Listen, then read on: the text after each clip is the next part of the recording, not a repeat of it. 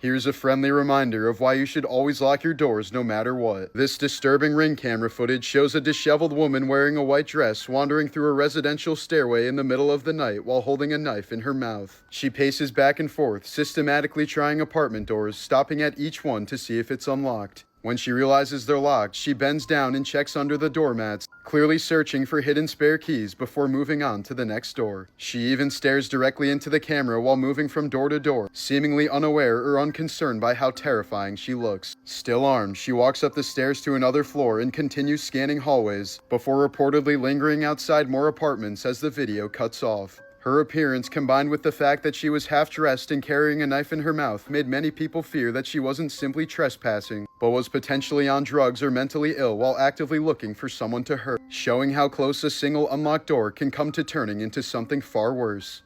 At the height of her Disney fame, Ashley Tisdale was battling serious health and mental struggles. Since childhood, she had suffered from severe anxiety and panic attacks, and during her High School Musical years, they became so intense that she was repeatedly rushed to hospitals believing she was having heart attacks until doctors realized it was panic. The stress left her barely eating and constantly exhausted. In 2007, at 21 years old, months of unexplained pain led doctors to discover a tumor in her breast that required surgery, later confirmed to be benign. Years later, she revealed she developed alopecia, causing patches of her hair to fall out from stress and autoimmune issues, saying the pressure to appear fine through the years came at a real cost to her health. In January of 2026 in Pennsylvania, 11-year-old Clayton Dietz fatally shot his adoptive father, Douglas Dietz, on the night of the boy's own birthday after his Nintendo Switch was taken away from him. Police say the child waited until his father fell asleep on the couch, found the key to his gun safe, loaded a handgun, and shot him once in the head. The boy later admitted he did it out of anger over losing his game console. Douglas Dietz died at the scene, while prosecutors charged the boy with criminal homicide and moved to try him as an adult, calling the case one of the most disturbing juvenile killings in recent years.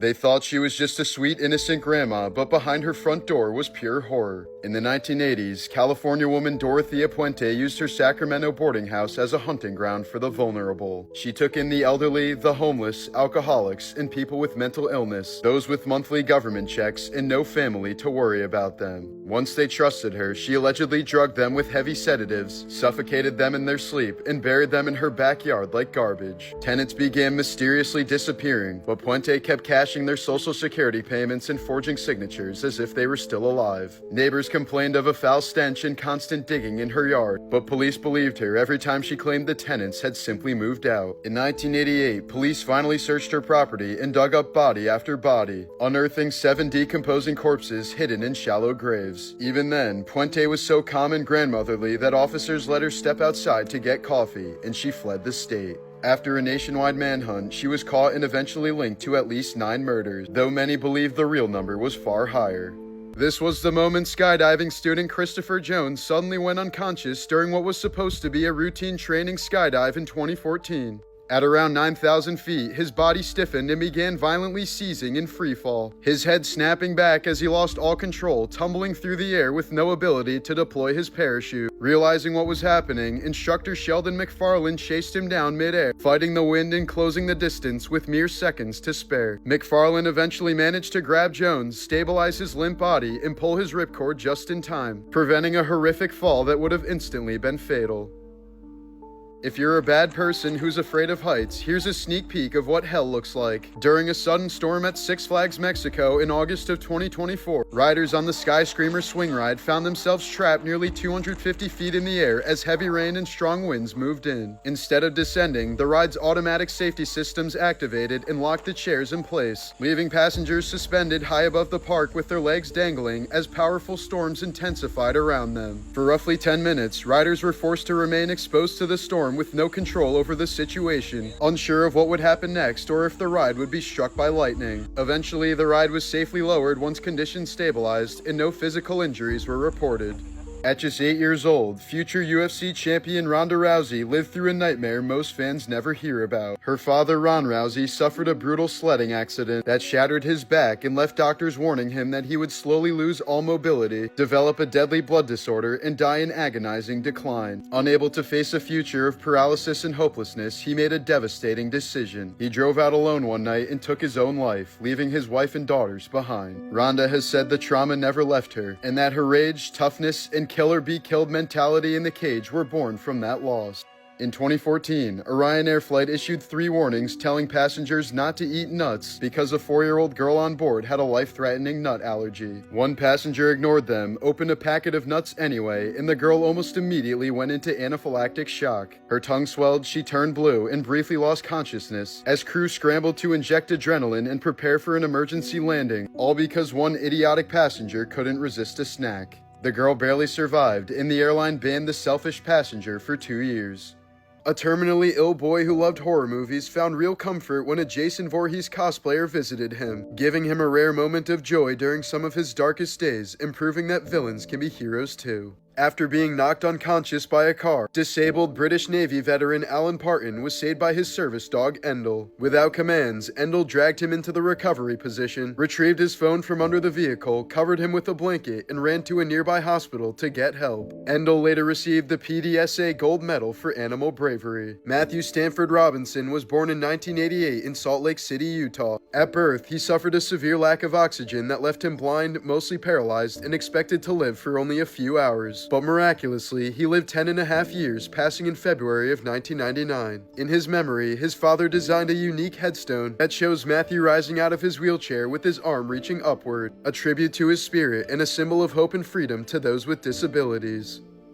In 1985, veteran Miami Herald photographer Bob East went into surgery to remove a cancerous eyeball, but a tragic hospital mistake killed him instead. During the operation, doctors accidentally injected a toxic preservative chemical into his spine thinking it was spinal fluid. The chemical, meant to preserve his removed eye, instantly caused brain damage, and East was declared brain dead soon after. He was eventually taken off of life support, while the hospital later admitted the mix-up and paid his family a $2 million settlement. When the Space Shuttle Challenger exploded just 73 seconds after liftoff in 1986, it didn't disintegrate immediately like many believe. The crew cabin actually remained intact. For nearly 3 agonizing minutes, it tumbled toward the Atlantic Ocean from a height of 50,000 feet. Investigators later found that air packs had been manually activated, suggesting that some of the 7 astronauts were still alive and possibly conscious during the entire fall. The cabin struck the ocean at over 200 miles per hour, killing everyone on impact. In one of the dumbest crimes in history, an Arizona man who worked for UPS stole a diamond worth $160,000, then traded it for some weed. Instead of selling it or hiding it, he handed the massive gemstone to his dealer for a $20 bag of marijuana. The dealer, shocked by how valuable it looked, brought it to a jewelry store to get it appraised, and the person behind the counter instantly recognized it as stolen. Police were called, and within days, both the thief and the dealer were arrested. In the end, the man didn't just waste a life-changing fortune, he basically turned himself in for the price of a dub.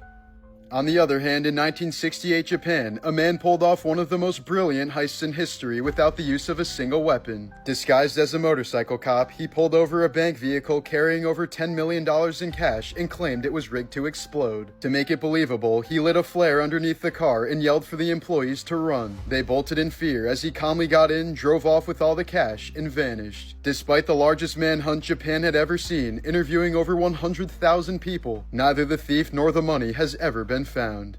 This was the moment an Indonesian conservationist broke down in tears after finally witnessing one of the rarest flowers on Earth bloom. After searching the rainforests of Sumatra for 13 years, Diki Andriki and his team found a Rafflesia, a parasitic flower often nicknamed a corpse flower because it releases a powerful odor of rotting flesh to attract insects. The plant spends most of its life hidden inside a host vine and only blooms for a few days, making sightings incredibly rare as researchers never even see one in their lifetime. When the massive, foul-smelling flower began to open in front of him, the weight of more than a decade of dangerous jungle expeditions and failed searches finally hit. This is one of the rarest atmospheric events ever caught on video. Upward lightning erupting from the summit of Volcán de Agua in Guatemala. The bolts appear to tear straight out of the volcano, making it look less like weather and more like something unnatural unfolding in real time. Unlike normal lightning that strikes downward from clouds, this phenomenon shoots upward from the ground into the storm above, triggered by intense electrical imbalance. It's so uncommon that storm chasers never even see it once in their lifetime, and it's almost never captured this clearly over a populated city. In 1968, 20-year-old college student Barbara Jane Mackle was bedridden with the flu in a Georgia motel, unaware that two strangers had been stalking her and planned one of the most sadistic kidnappings in U.S. history.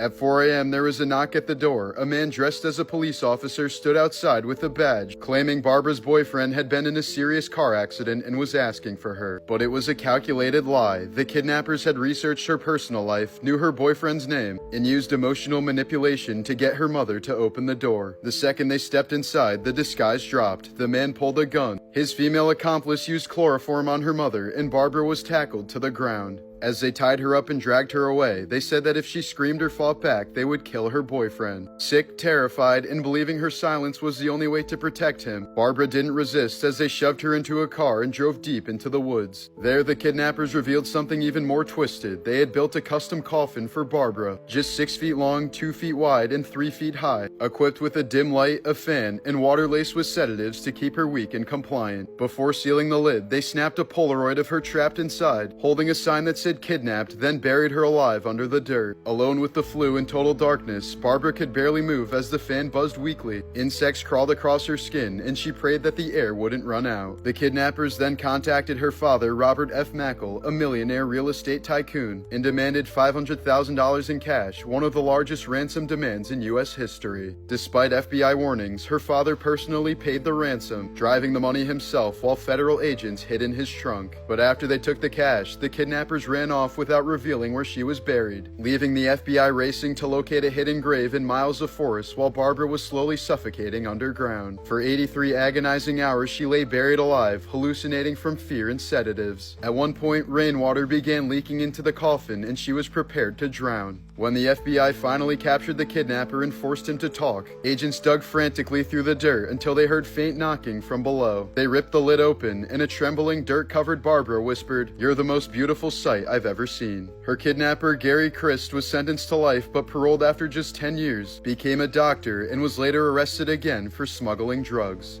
In February of 2000, Australian slaughterhouse worker Catherine Knight murdered her partner John Price in their home in Aberdeen, New South Wales. After an argument, she waited for him to fall asleep and stabbed him 37 times as he tried to escape, with blood evidence showing he made it to the front door before collapsing. Once he was dead, Knight used her butchering skills to skin his body in one piece and hung the skin on a meat hook in the living room. She then decapitated him and placed his head in a pot of boiling water, along with pieces of flesh to make a stew. She also cooked parts of his glutes in the oven and arranged 2 dinner plates with meat, vegetables, and gravy, each labeled with the names of Price's children, indicating she had intended to serve them their father. Police discovered the staged meal, the pot on the stove, and Price's skin hanging inside the house. Knight pled guilty to murder and in 2001 was sentenced to life in prison without parole, becoming the first woman in Australian history to receive that sentence.